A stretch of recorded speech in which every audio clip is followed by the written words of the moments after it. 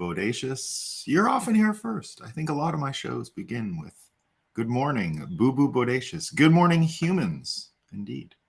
I'll extend his good morning to dogs, cats, anyone else who's listening. I feel like dogs and cats like this show. Ninja Tune Big Data. Good morning from sunny Ireland. Sunny? Maybe. Louis, good evening / morning Bitcoiners. It's the late show here. Oh, great. Louis. From somewhere late. Are you in Asia? I love Asia. Matt, GM, good morning. Well, indeed, here on the east coast of North America in Vermont, totally morning. I got to tell you, you can see some of the sun coming in here. We got a full-on, full-blast sunrise, right? So that's good news too. Bitcoin running. All that's left for us to do is have a coffee and talk about what's new. I'm glad Justin made it because my first Moscow time comes from Justin. Thank you, Justin. Justin shared this on Twitter, and it is a New York Times article. And in it, they say they're giving advice, right? I'm talking about the sun coming into my window, but I got to be careful because this New York Times article is all about how to, this is the exact headline, I'm not adding anything, how to get absolutely no sun this summer. So if you need to find out how to get zero sun, go read the New York Times today. It'll help you out. It's got advice. Thank you, Justin. Excellent article. The next one I have here is pretty funny, and it comes from the departing CDC director. So, you know, the CDC, it got involved in everything around the vaccines, around the masks, around the lockdowns, around the mandate, right? They were everywhere. And their director, Rochelle Walensky, was sort of on TV all the time. Now, she only went on CNN and MSNBC and these other networks, right? She didn't do many podcasts. She didn't go on Joe Rogan. She didn't debate any politicians. But nevertheless, she's got some advice for everyone as she leaves her job, right? So she left her job. She's departing. She was there for the whole war effort around COVID. So she has a bit of advice as she leaves, right? So the departing CDC director, Rochelle Walensky, warns of politicized science. She's warning us, guys, don't do it, right? And the Wall Street Journal Health says departing CDC director Rochelle Walensky has a last message for the American public. Be on guard against misinformation and the politicization of science. Thank you so much, Rochelle. And it reminds me, do you know the Tucker Carlson theory? And it sounds stupid the first time you hear it, but it's actually 100% true, and you'll realize it. And I've mentioned it before. You're going to realize it now that I've said it. At first, you might be like me. No, that can't be. So here's what it is. Tucker Carlson for a long time has said that anything a Democrat accuses a Republican of is what the Democrat is doing. It's all psychological projection, right? So that's a lot of what projection is, right? If you're the type of person who's always yelling at someone to do this or do that or whatever it is, or criticizing someone for doing this or doing that, oftentimes you're the person doing it, right? And that's has a lot to do with trying to make up for your own shortcomings by projecting outwards that you don't have those shortcomings, trying to staunch them in another person. And so it's a theory, right, that Tucker Carlson has had for a while. And you can kind of apply it, right? You can kind of look and say, well, maybe, right? Remember what Hillary Clinton said about Trump and Russia, collusion, all that stuff? Well, we found out pretty certainly that it was she who colluded, right? So they went and projected there. I see it a lot when I hear about all this racism stuff. You saw it with the affirmative action piece. You know, there was, I can't remember her name, but she came out and said that African Americans cannot compete now, that it's meritocratic. She said that out loud, right? Now, a lot of people think the person who said that out loud is actually an AI, Erica Marsh or something. So there's a whole conversation right now about whether or not she's fake, whether or not she's a fiction. But it wouldn't matter for this case because someone is indeed writing these tweets. And anyone who would write that has to be sort of tipping their hand about what they really think. So there are a lot of people out there who think that the Democrat response to a lot of this affirmative action thing is projection, right? So, so Justin says, happy to provide excellent advice. Yeah, thank you, Justin. It was perfect. It was indeed perfect. CK in the house, Calcasa, good morning indeed. Bud, morning, Bitcoiners. Dan, just getting to the other folks. Daniel, Walensky's farewell address. She's a regular Eisenhower, indeed. Yeah, so remember, she says, be careful of the politicization of the stuff. And this whole, projection thing that Tucker first started to describe a few years ago only really made sense to me when I looked closely at Trump-Russia collusion, and now it's fairly obvious, right? So don't politicize science, according to mainstream media. So, but the same story and can be done with different frames and different contexts. And there was a judgment yesterday on the 4th of July that we're going to talk about first today. And it really shows a lot of this sort of projection again, right? So yesterday in the state of Louisiana, there was a judgment. I think it was Louisiana. There's a lot of headlines on it. Let's just make sure I understand what state this is in. Because I've read a bunch about it today, but I've seen sort of conflicting stories around it. A lot of people talking about this judgment today. So let me just make sure.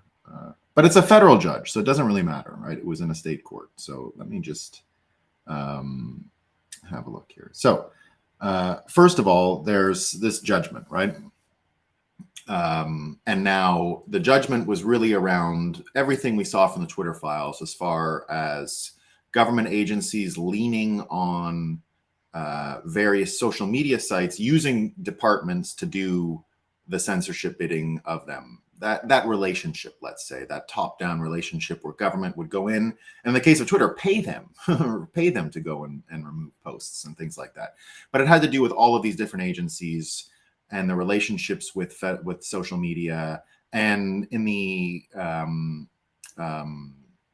context of what was happening with this judgment, what they ended up saying is it was one of these cases where the government is doing what it can't do, so censor people, by other means, in this case, leaning on the actual private companies to do the censorship for them, right? So something that a lot of people have noticed was unconstitutional for a long time. What we've said here many times before, they can't do that, right? Everyone who said, it's a private company, they can censor who they want, right? Well, yeah, true, but not if the federal government is telling them and prescribing the order in which it was censored. And remember, it was, if you don't like it, you could buy your own social media company. Well, Elon did, and that's why we're here, right? It actually happened. So this judgment comes out. But just listen to the weasel words. Listen to the weasel words and the projection that the New York Times and the Washington Post gave to this judgment. So I'm going to tell you a bit about the judgment later, but first let's start with the weasel words and the projection, right? So the judge says they can't do this business. They can't censor in this pathway by deputizing the social media companies to do what the federal government is banned from doing, which is censor Americans' speech. So the New York Times comes out with their headline, breaking news. This all qualifies as Moscow time as far as I'm concerned, right? Breaking news, a judge limited Biden administration officials from contacting social media sites, a ruling that could curtail efforts to fight disinformation. Ooh, they can't censor anymore, so it's going to hurt our ability to fight disinformation, right? So there's a few of these instances where it looks exactly like that, right? And I saved a few of them where you get this sense that they really don't understand what the hell they're talking about, right? So here's another one. This is from the Washington Post. Karun Demirjian is her name. Sorry if I got the name wrong.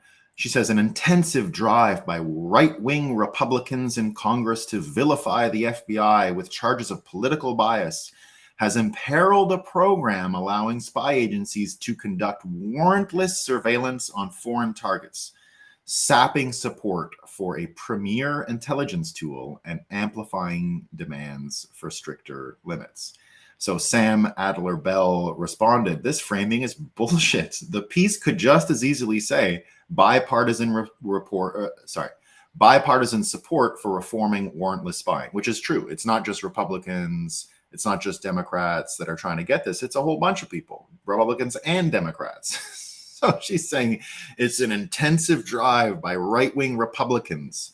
And now this whole idea that warrantless spying just comes out of nowhere as a self-evident good, right? That's the goal, and they're stopping us from getting to the goal. Nate Silver even says it in those terms. So Nate Silver, who I think was fired recently from wherever the hell it was he worked. I think he created it, 538, and now he's not working there anymore. I will say I don't agree with Nate Silver's politics, but he's got to be the only pollster who's been in the realm of reality for all of these elections, and they hate him for it, right? And I don't. He's not a Trump guy. He in 2016 said, "Here's the path Trump. There is a path to victory." He was the only one willing to say it. He said the odds are unlikely, but there is a path. So he said that just before the 2016 election. And I believe before the 2020 election, he more or less said the same thing. At least he's able to see past his own wants and desires and projections. So here's what he says about this headline. Yeah, this article is a good example of how negative polarization affects journalism too. The fact that certain right-wing Republicans, among others, oppose warrantless spying leads to the New York Times to treat warrantless spying as self-evidently good. So there's a whole bunch of those cases. I think Glenn Greenwald had another one. Yeah, this one's great.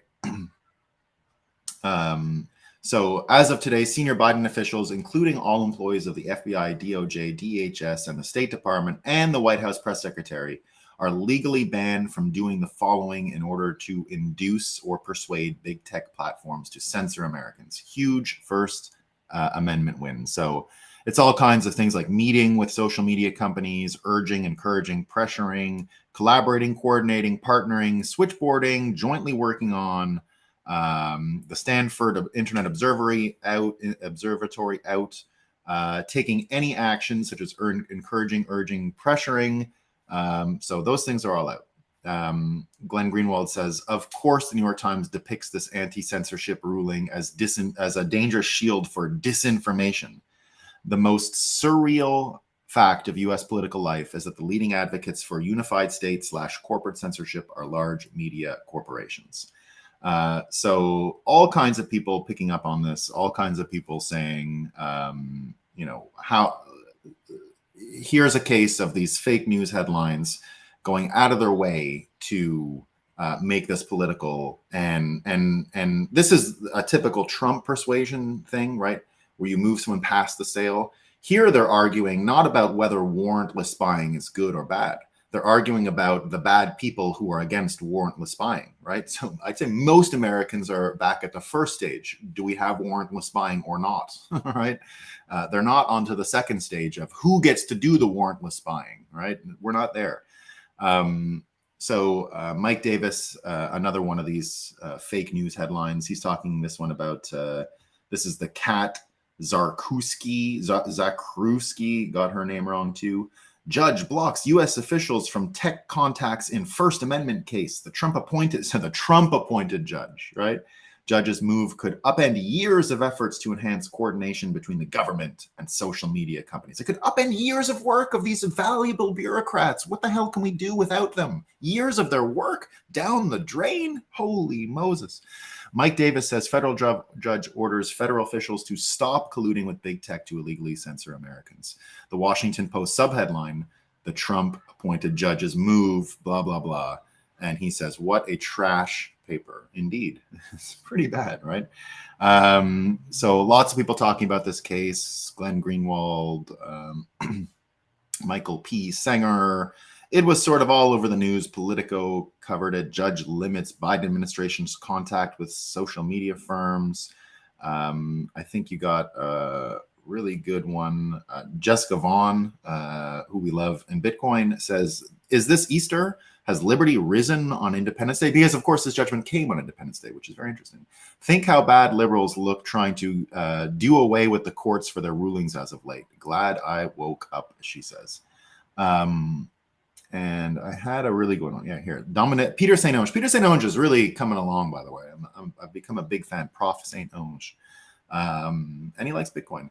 Front page of Wall Street Journal now covering the Louisiana judge's injunction against federal censorship of social media. From his decision during the COVID-19 pandemic, a period perhaps best characterized by widespread doubt and uncertainty, the United States government seems to have assumed a role similar to the Orwellian Ministry of Truth. So, hallelujah, celebration, July 4th, the sound of good news, right? So Justin Hart breaks it down here. Happy 4th of July. And look here, a judge just ruled the government can no longer censor you, no longer flag your posts, no longer dictate social media policies, no longer communicate with these companies to censor you, no longer work with the EIP. That's some, I forget what it's called. The Virality Project, Stanford Internet Observatory no longer threaten these companies. No more, I forget what BOLO means. I don't think it's a buy one, get one, something like that. Anyway, great day for justice. Everyone talking about it. So what this, I think, judgment underlines for all of us, first of all, is it looks like we're getting the upper hand in this debate around censorship and what we can talk about. I think COVID, in the end, what a lot of people predicted would happen would be sort of a darkest before dawn situation, where when we were in COVID, it was miserable as far as disinformation, people disappearing from the internet, people getting censored every day, the most obscure, inconsequential statements made by just normal people who might have been just imagining out loud or trying an idea on for size. None of that was allowed. People would disappear every day. And since Elon bought the thing, it hasn't been that way, right? We've had this unbelievable release of pressure in the system, a lot more conversation around things. And from that, we've been able to grow a larger sense of exactly what went on during COVID. And I think the idea that we were lied to is getting more and more widespread. The trust is at an all-time low right now. People like myself and other Bitcoiners who are more of the accelerationist style, right, saw the censorship during COVID in that way as a good thing, right? An equal and opposite reaction would result from the censorship that would accelerate our ability to stop trusting these institutions. So it was a little bit where you had to get burned in order to learn the lesson, and we got burned really badly.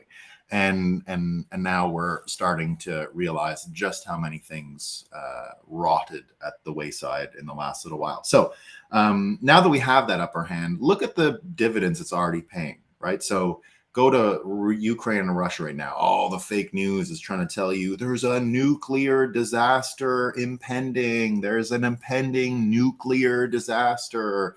Russia's in control of the reactor. No. Russia says Ukraine's in charge of the reactor.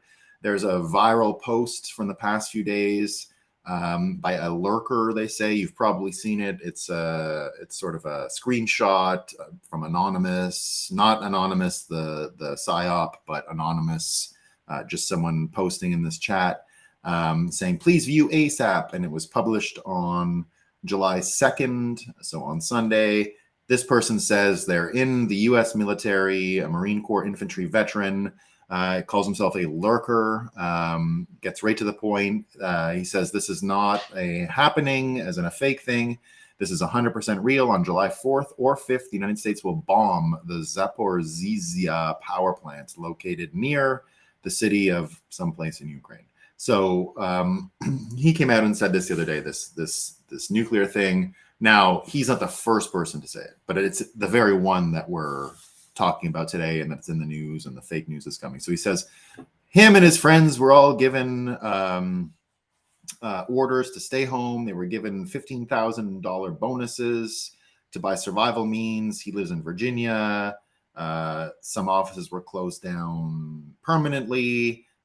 Basically, that we're going to start a nuclear war either yesterday or today, and things would be in trouble. Now, the reason why this thing has gone a little viral, as I said, is because people are talking about Zelensky. He's saying, he came on to television saying, indeed, the Russians are now in Zaporizhzhia. Don't know how to pronounce it. But here's where Bitcoiners have a major advantage, and how people who don't get their news from the mainstream media any longer get a major advantage, and why we do a lot of predictions here on the Breakup, because predicting things before they happen lets you build credibility from the sense that your worldview when you made the prediction was accurate.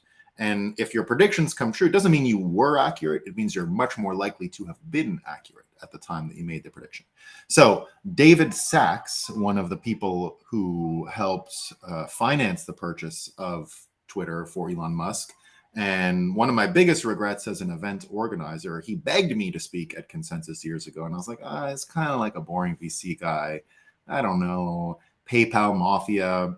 Wasn't really in the elite early class of PayPal Mafia. I thought I never had anyone so wrong in my event programming history as David Sachs. He did speak in the end, but I don't, he wasn't really being forthright back then, though, by the way. So he wasn't really out there saying, like, I kind of like Trump. This was sort of 2018 time, and he was still a typical Silicon Valley guy. He just wanted to talk about, coins and shit like that. His bag. He wanted to talk his bag. So I don't think I lost out on the good David Sachs stuff we're getting here. But people change, and now I'm a huge fan. So he helped Elon Musk with the financing. David Sachs also is regularly in the office, so I don't know what's going on over there at Twitter, but every time I see something happening, like a video or there's an interview there or whatever is going on, you sort of see David Sachs around. David Sachs was with Elon Musk when Elon Musk hosted RFK Jr. on Spaces, for example. He was part of it. He seems to jump on the Spaces a lot. He seems to be in the same room as Elon very often. Looks like they're friends. They would have known each other from the PayPal days, I bet. So this is the important thing, though. A few days ago already, right? A few days ago, David Sachs predicted the following. Now, we don't know if he's right, but look at what he produced. He says, is a Gulf of Tonkin moment at hand. So if you guys don't know what the Gulf of Tonkin is, we talk about it a lot here in the Breakup, simply because the Gulf of Tonkin happened not long after, mere weeks after JFK was assassinated. And a lot of people think that, now Gulf of Tonkin, we know, was a false flag. It was created to get Americans angry about what's going on in Vietnam and to support the initial deployment of troops and boots on the ground and everything in Vietnam. Now, there were people there before. If you listen to what RFK says about JFK, you'll know that he did not know that there were Green Berets there. He did not know that people were dying. And just before he was assassinated, he asked for the actual casualty list from Vietnam and was going to draw everyone out, according to RFK. According to RFK. So mere weeks after JFK was assassinated, a fake news story was planted in the media about a battle between ships in the Gulf of Tonkin, totally fake.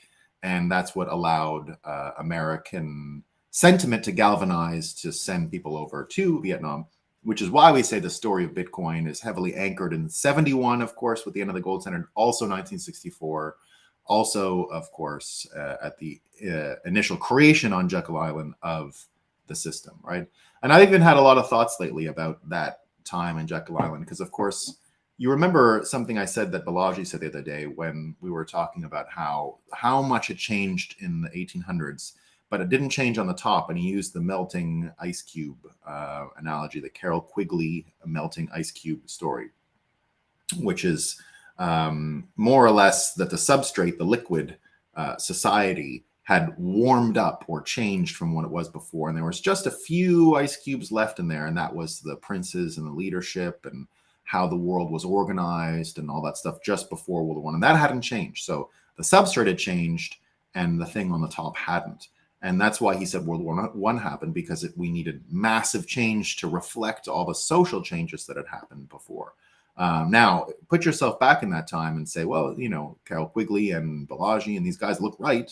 Carroll Quigley, by the way, a historian who's long since dead, but was one of the most important American historians about what happened in this period. So at that time, if you were of a mind to change the world order and you had the means, it was the right time to do it. So the time at which the Federal Reserve was created was exactly when global leadership was vulnerable to being switched out. And so remember that. Now, I don't know what happened exactly. We don't know. We'll find out one day. I think we'll find out soon, right? That is what is going on right now. The great sort of unveiling of the more accurate 20th century history is what we're all obsessed about and consuming all the time, and what we try to talk about here at the Breakup very often, right? Because the true story of what America did and America's place in the world over the 20th century has a lot to do with the true story anyway has a lot to do with how we get into a Bitcoin standard and why we get into a Bitcoin standard. Because in the end, I do believe that we're going to see the infiltration of the money system and the deception around that as sort of the excuse to switch gears in the world, right? Just sort of forget all of that stuff. So that's what I see. So let's go back to David Sachs. Remember what I said about predictions, right?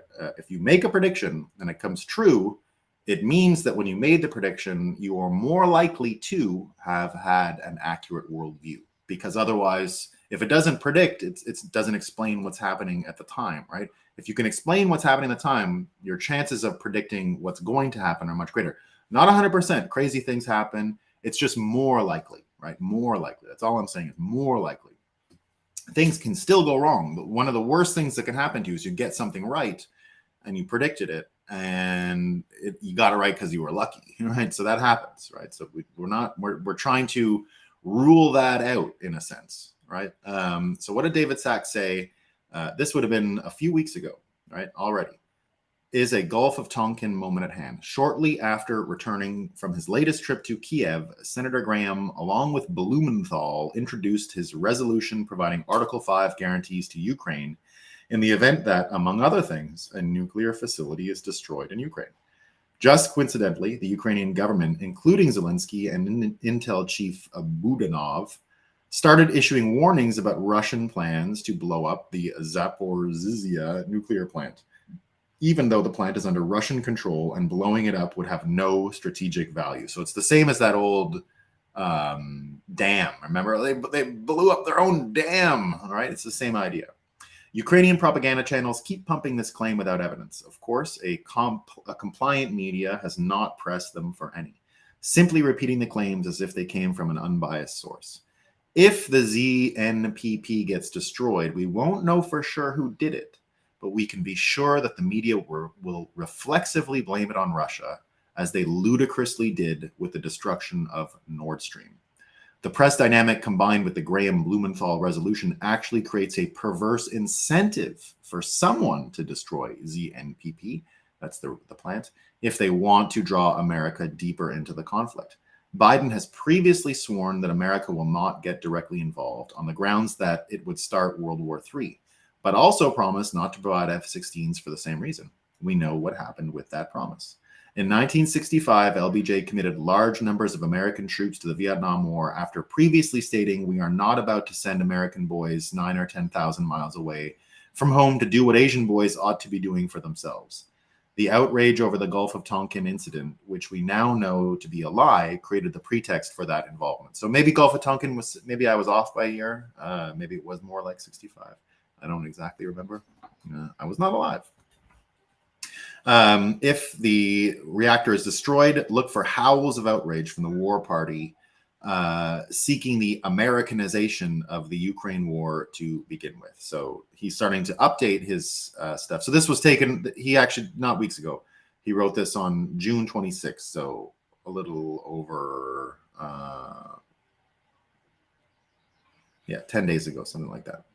So, so that's what he said 10 days ago. Now, a lot of people talking about it, right? You got Kaneko the Great talking about it this morning, about exactly these false flags, right? Who benefits?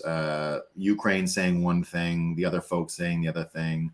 And a lot of people wondering if this is a war clandestine saying World War III alert. Zelensky tells CNN it's very important that Biden must admit Ukraine into NATO now. They're having a NATO meeting next week, and that's something that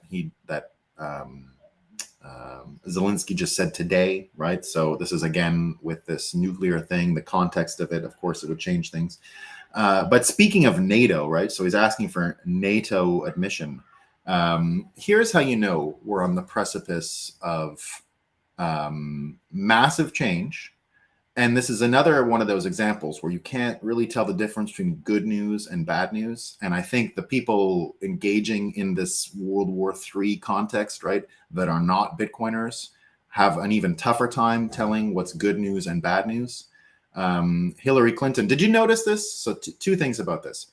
Hillary Clinton always goes and does press on holidays because she knows there's I'm just guessing, I'm mind reading her. Remember when she came out and criticized Bitcoin 2 years ago? It was on Thanksgiving.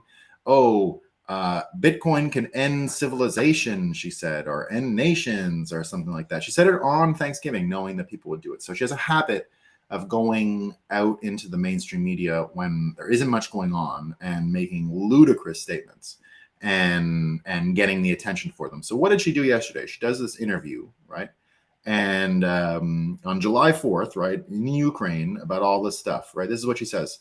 They asked her, what will happen if Trump wins? What will happen to the situation in Ukraine? So she says, look, if Trump wins, I don't believe that will happen. Just let me say this. If, according to any scenario this happens, it will be the end of democracy in the United States. This will be the end for Ukraine. And he will take us out of NATO if he wins again. Just like he got us out of the Iran deal, out of the Paris Accords, he will take us out of NATO, right? So this is one of those like good news, bad news, right? Oh, it's bad news, but it's actually good news, right? It's America in NATO. What are you talking about, right? What's going on? Like the idea that we have anything left beneficial to get out of NATO, if you're looking at what's going on in Ukraine and Russia and the lies that NATO is now built upon, right? Remember, NATO folks publicly, they said it in public to the Soviets and the Russians, we won't go past East Germany. And they've already broken that promise, right? So whatever good faith could have existed between NATO and its neighbors and its ally and those who are not admitted to it, right? That whole thing has to be litigated in public, and it never has. It's just been litigated in this controlled way. I know we made a promise, but we're the good guys, so we can break our promise, right? We can break our promise. We're the good guys. So it doesn't work that way, right? I understand why a lot of people are suspect. Go look at what's happening in Hong Kong and Taiwan right now, right? If you go ask the Hong Kongese and the Taiwanese what's going on with the situation in Ukraine, and they're very interested, right? They're very interested. They don't want America coming to help Taiwan the way they're helping Ukraine, right? And if the result of Taiwan going further to China is only what you see in Hong Kong right now, that's not a bad trade, right? Like Hong Kong is starting now. I am 150 million% against the extradition law from Hong Kong to mainland China. I've made many videos on that. All of that was done through FATF. All of that was done through the same enemies of Bitcoin, by the way. The same people that made travel rule for Bitcoin, that are trying to make anyone who has their own self-custody, some kind of broker-dealer or something like that. That's all FATF, right? That's all the monsters that run this bureaucratic institution that deputized the entire banking sector to do their bidding. They're out of Paris. They're the ones who gave the CEO of Hong Kong, otherwise known as the mayor of Hong Kong, right? I love how Hong Kong calls their mayor the CEO. The CEO of Hong Kong, Carrie Lam, cited all the time the need for extradition from Hong Kong to mainland China as predicated on all of the naming and shaming that FATF had done to Hong Kong. When China took the presidency of FATF in 2019, the first thing they did was issue a name and shame public warning to Hong Kong to say, oh, you guys are the money laundering capital of the world. Everyone's money laundering there. You have to have extradition to mainland China to get rid of that. So the whole point of the security thing was actually predicated on the same financial surveillance regime that Bitcoin is 100 million% opposed to. So no fan of the CCP whatsoever. I long for a revolution in China that gets rid of them, right? But that said, Hong Kong has made out much better than I worried. I indeed would travel back to Hong Kong right now. I wouldn't travel to mainland China. I believe the U.S. even warned people not to go to mainland China yesterday because of kidnapping. That's been around for a while. I wouldn't do it currently right now, but I would go to Hong Kong. And I wouldn't have gone to Hong Kong a year ago. Hong Kong looks like they're getting back into the Bitcoin game, which I love, obviously. If things turn out in Taiwan as they did in Hong Kong, it's not worth not a paper cut of an American, because things are pretty good in Hong Kong. I mean, again, it's not long-term sustainable. We need a better deal. Things are going to change, but as it is, I would change nothing right now, right? Taiwan and Hong Kong in some way, shape, or form are going to be connected to China. I just hope not the CCP, right? That's all I hope for. America has enough colonies, not people to colonize them, but spiritual colonies in Japan and South Korea to be well established in Asia. They don't need much more than what they've already got. I've lived in both Japan and South Korea and definitely think of them as the best versions of American imperialism, because there was no like, you know, wear whatever you want. We don't care what you do, but you're going to let merchants run your country. You're going to have a very basic rule of law system, and no more. You know, especially Korea. Korea was run by just disgusting bureaucrats and academics for hundreds of years, and they ran it into the ground and made it one of the poorest countries in the world. And when the Americans came after or during the Korean War and sort of put the ship back on the rails, Koreans flourished to become one of the richest, most amazing countries in the world, and now compete with America in America's major export, the one they've never even really seen competition on, and that is culture, the projection. Both Japan and Korea are absolutely competitive in global cultural projection at the moment, with the side note being that they are projecting a hybrid version of American culture, right? So they're sort of riding behind the American wave of cultural projection, pop music, movies, comics, all that kind of stuff. But like all hybrid flowers, right, they have their own beauty, their own uniqueness, and all that kind of stuff. So, you know, we love Japan, we love Korea. So the future over there in still have that. Smash the like, fam. Oh, they're telling me how to. I love Felipe Porto. Do you know that I always say Portuguese people? I'm not sure if you are Portuguese, Felipe Porto, but I feel like you are. I always think it sounds like Russian, believe it or not. So I bet you can pronounce those Russian words much better than I can. I'm not even going to try and pronounce it right though. The double ZH reads as a J, as in jet. Ja. Yeah. See, it's not for me. It's not for me. But I love Russian. It's a beautiful language, right? Piva spasiba is what I used to say when I was there. Where was I though? On Hillary, NATO speaks around the holidays. Oh yeah, the other total side note, but related to our industry, because I worked for DCG for many years and know Barry Silbert very, very well. Have you seen how the Winklevi are always doing a public flogging of him on holidays? The first one they wrote was on Christmas, right? Which was like, you owe us $600 million or $200 million or whatever it was, right? And then they did it again yesterday on July 4th. Just watching Barry trying to have a holiday. The world hates me. Just from what I know of him, he's not going to like it, right? He doesn't like being associated with such scummy, dirty things as this. Now, what's true in this? I don't think Winklevi are innocent, right? But things are not looking good for Barry. What are you going to do? What are you going to do? I just think it's funny that, you know, you got Hillary who goes on the news during holidays, and this other Bitcoin inside story, inside baseball thing happens, right? So there you go. The two other things that I wanted to talk about today relate to this, and so it's about NATO, it's about good news, bad news, and just a little thread I wanted to pull on from July 4th yesterday, which I didn't do, and this comes from the Red-Headed Libertarian. And this is something that I've often said before about America and July 4th, and I wanted to reiterate it because it has to do with what we're going to talk about next. And that's this, that of all the revolutions that have ever happened in the history of the world, right? Many revolutions, right? Cuba, just in the 20th century, Cuba, China, right? All over the place. You had the French one years ago. I mean, every revolution ever, right? Take them all. I'm not an expert on every single one, but I'm willing to bet the anomaly of the American Revolution stands out as this, right? So, of all the revolutions that have ever happened, there's only one, uniquely in the history of humankind, where the elites conducted the revolution. The richest people conducted the revolution.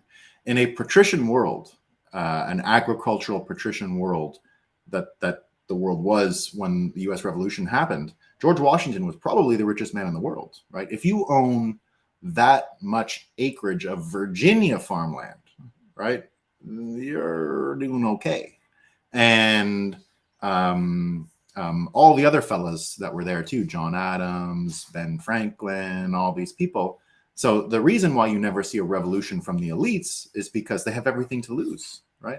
Most revolutions that I know of, literally every revolution I know of, was conducted by people with nothing to lose, everything to gain. You know, Castro had nothing to lose. He was living in the forest. He had to live in the forest. He'd already been in jail. Americans got him out of jail, and he went and lived in the forest, guerrilla warfare, right? No money, nothing.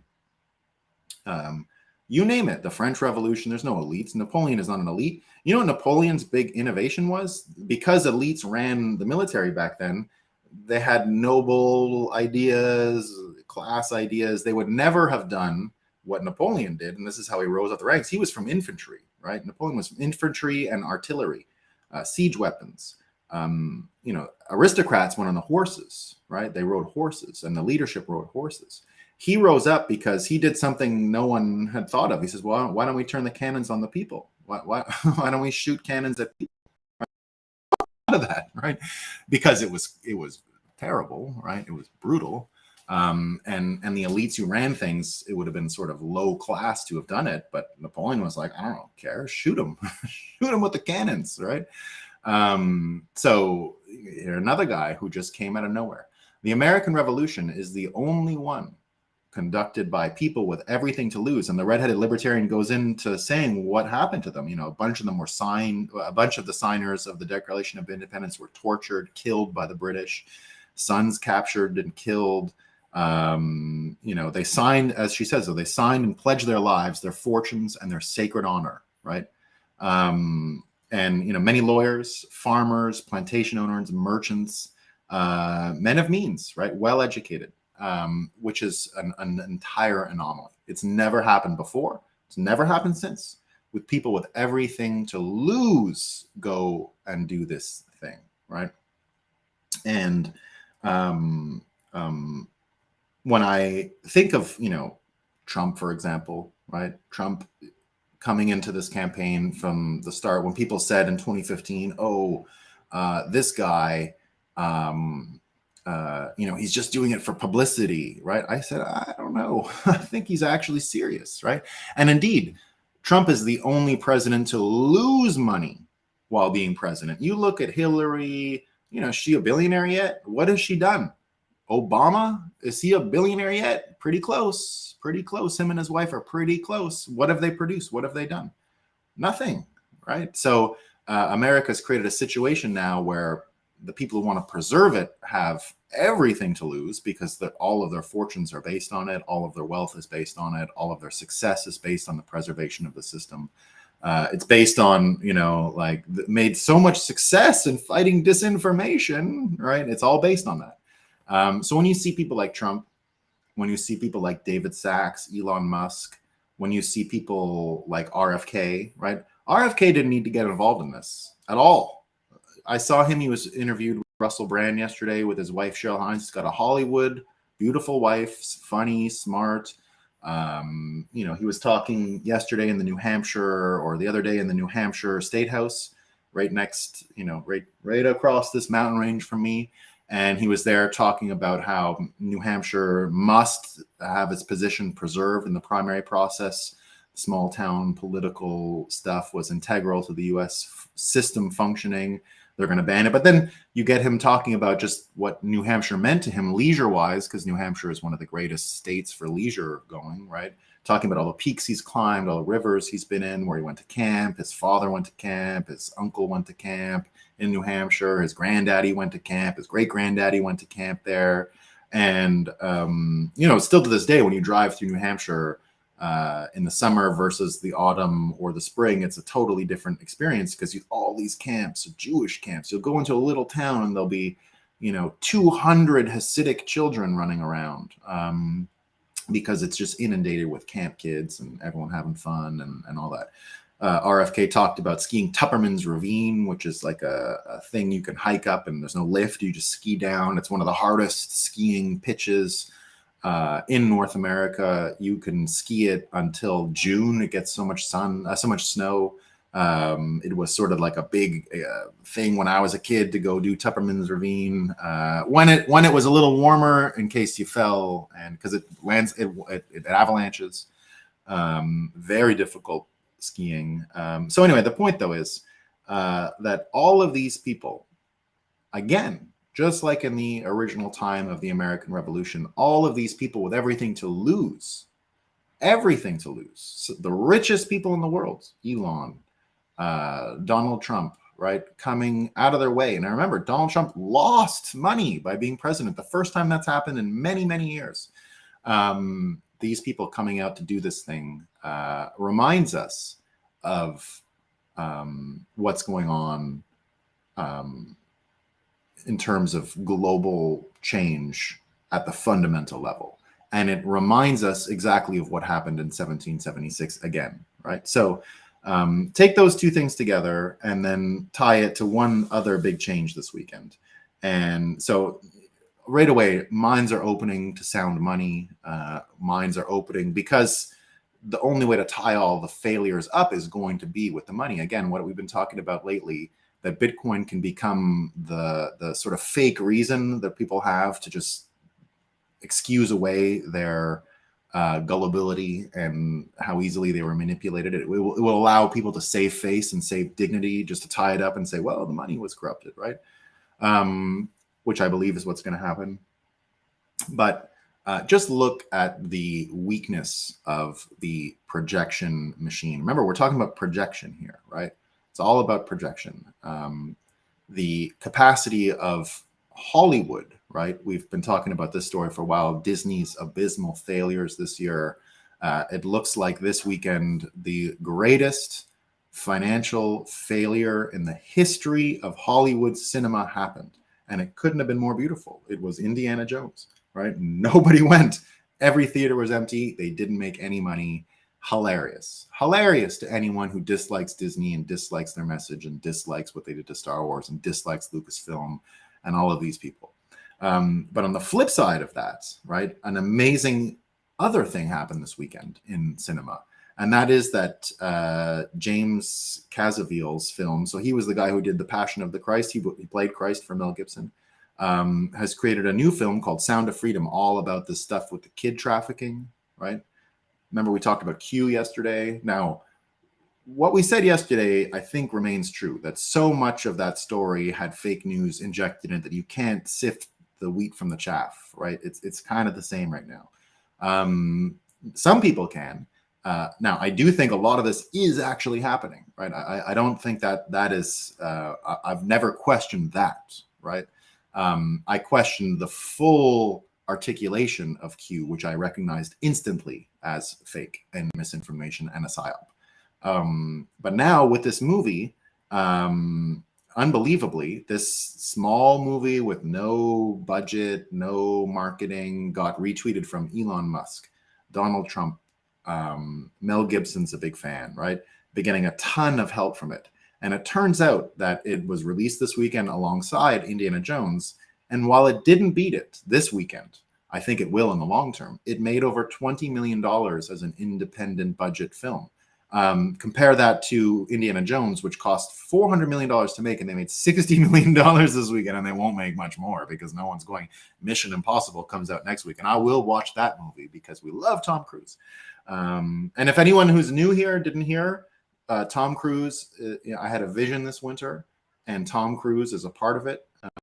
And you're going to see what's going to happen. I'll mention it. So the movie's called Sound of Freedom. You had Jack Possebeek saying it was great. Tim Pool came out and said the best movie he's seen in a long time, 10 on 10. So it's getting a ton of great reviews. I imagine this is just going to continue, and this movie is going to get more attention, more resonance. So the Sound of Freedom going to ring out this summer instead of Indiana Jones, which means more than you think. It means more than you think, and or more than we can predict. So it's sort of a big change. So if you add those things together, right, the Sound of Freedom, sound money becoming a real rallying point, an excuse to abandon the fake news cartels. If you put those things together, you can start to see that it's a summer of freedom, guys. We're getting there, right?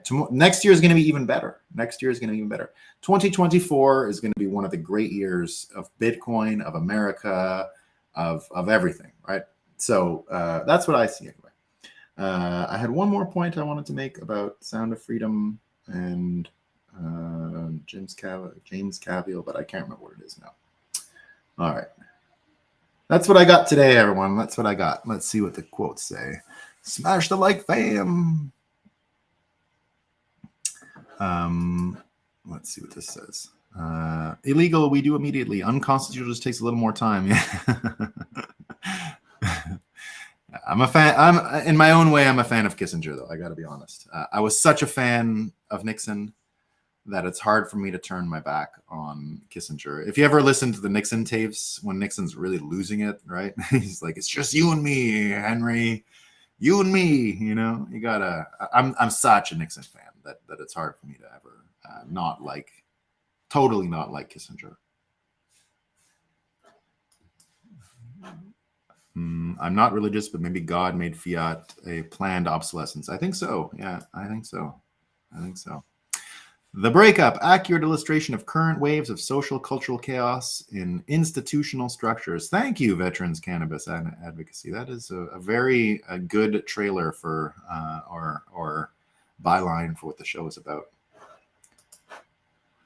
After seeing the people Elon Musk fired, I understand why I was kicked off social media for calling people groomers. Yeah.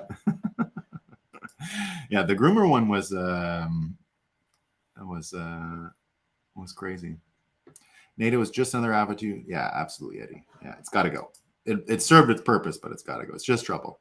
A false flag by any other name, would it smell as sweet? America in every war post the Spanish America. Yeah, exactly. Yeah.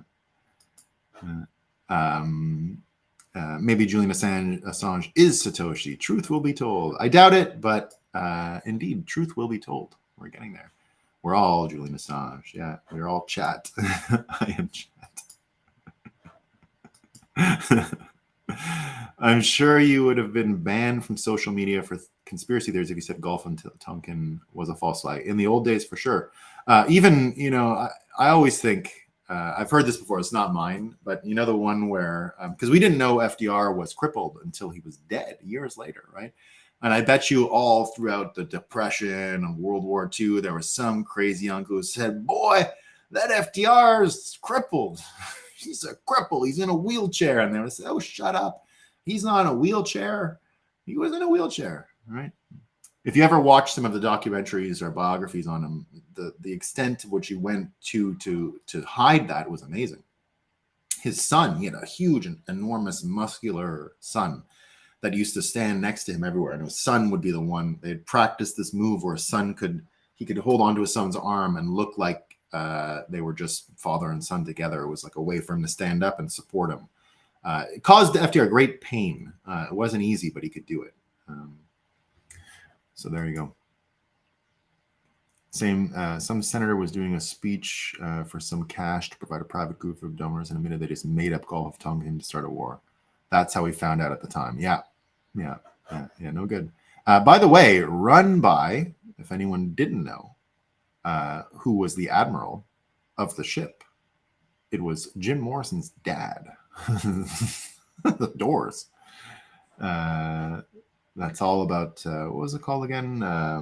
Not Bohemian Grove, but there was a name for it in LA where they all lived. Free Gary Gensler from his rejection from Binance employment. Why would anyone argue for freedom to sell scam coins to the public? Who knows? Buy fear, not worry. We can fly. Yeah, we can. It has been a rough couple of weeks for them. Alex Jones, for all his faults, had every major American false flag memorized and reminded his audience millions of times post 9/11. He's just a national. What a hero Alex Jones is. Like, I always watched it for entertainment, but I never really understood how on top of the target he was until the last couple of years. So, he's another one of those guys. I hope in the future he's able to go into like an NFL stadium and is honored on the field with just like everybody crying. I hope we can see that in our life. I think we will. I think we'll see him become a national treasure as things go forward. Absolutely, money is the control mechanism of everything that happens in societies. Absolutely. Yeah. Fiat is the biggest scam. Yeah. You start to realize that, all of these things are possible. It's going to become, like I said, it's going to be useful as an excuse because people are going to understand that relationship, that all the lies were incentivized by the fake money. And that is in fact how you get a cloak of lies to descend over the psychological state of a nation. Right.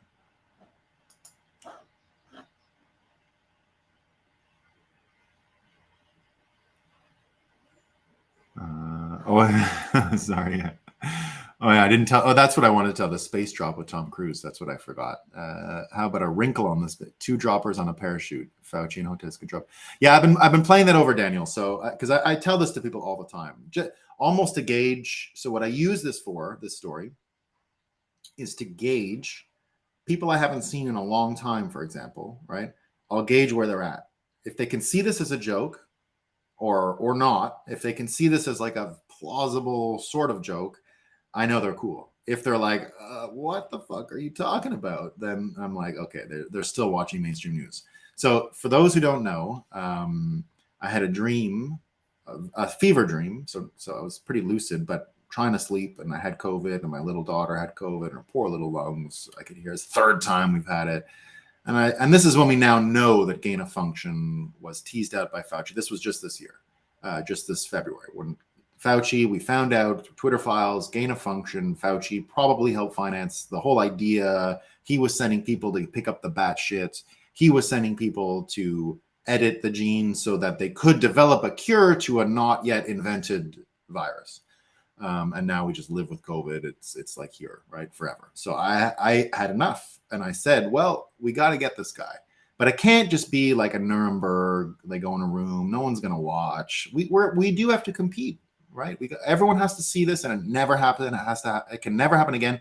And we've also got to make it like there has to be a sort of dehumanizing event to it, right? Because this has to be such a bad punishment that we'll never do it again, but that the people who got it deserved it.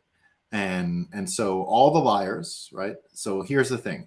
Remember when Tom Cruise was doing his scene for whatever Mission Impossible where he halo jumped from space? And you remember the Red Bull guy who jumped from space and everybody watched? Well, that's what you do. You go to space with these guys like Trudeau and Fauci and Tom Cruise. Remember, it's the pharmaceutical industry that made him crazy, right? So he's the host, right? He's the host. This was my fever dream. Tom Cruise flying these people up to space. And indeed, the wrinkles I've been thinking about lately are amazing, right? So no, give them a parachute, but just drop them in the Pacific Ocean. So if they can actually figure out how to get down from space, which is not easy, you give them no training, so they can at least they're not for sure. But then you make the targets where you're going to drop them in the middle of the Pacific Ocean. So they have a whole another set of problems, or into a hurricane. If someone is unlucky that there's a hurricane, you can fly them up and then drop them, see if you can hit them in the eye of the hurricane, right? So then they land in the ocean. but then there's a hurricane all around them, but they're in the in the eye, right?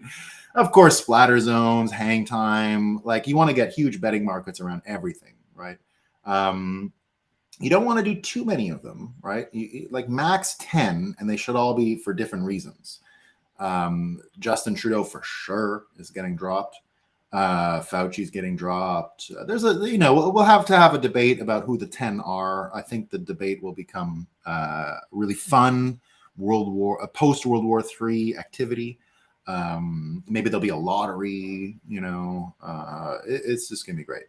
So I can't wait. Sound of Freedom as a Bitcoin hash into prosperity and sovereign financial reality. Absolutely. Yeah. Sound money is the sound of freedom. I'm going to go back to seashells and sell them in the mountains for scarce. I think Chinese banks are the linchpin to that revolution. Most regional banks are corrupt. Many have stolen the public's money and closed their accounts. Claims as to public interest. Yeah, I've been saying for a long time, Clout. You've heard me say many times, Bitcoin only has full power when average Chinese people and average Americans, and I'll add average Russians to that now, get together and realize what they have in common. And that is what I want to see. I want to see the average Chinese people fight their banks, and that'll help us win. Has refused to pay any customers and regionally steal money because, yeah. Instead, China is arresting the protesters stolen from the bank, seeing some disappear. Yeah, I've seen that stuff. Maybe Laurel Canyon. Thank you, Laurel Canyon. Thank you, Daniel. That was where Jim Morrison's dad went after the Gulf of Tonkin. And then, boom, the door. Mamas and the Papas were neighbors. The Beach Boys were neighbors. Charles Manson was a neighbor, right? For real. This is why people like RFK. He appears to be honest, which directly opposes the fiat scam. Yeah, like I said about anyone, RFK, I disagree with Trump about all kinds of stuff. All kinds, right? But he was honest. Weirdly honest. The biggest liar. And he is a liar, but he's honest. He's an honest liar, right? He lies about the little things. Right? How much the holes in one, golf, right? What he said. He doesn't lie about white supremacists at a rally, and that's why he's trying to be president, right? That's a big lie.